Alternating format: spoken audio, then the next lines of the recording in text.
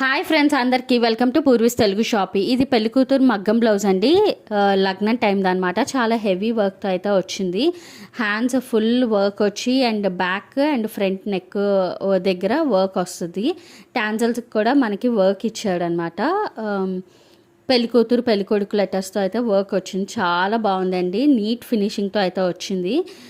హ్యాండ్స్కి కూడా మనకి లాస్ట్లో బీట్స్ అయితే యాడ్ చేశారు. చాలా బాగుంది.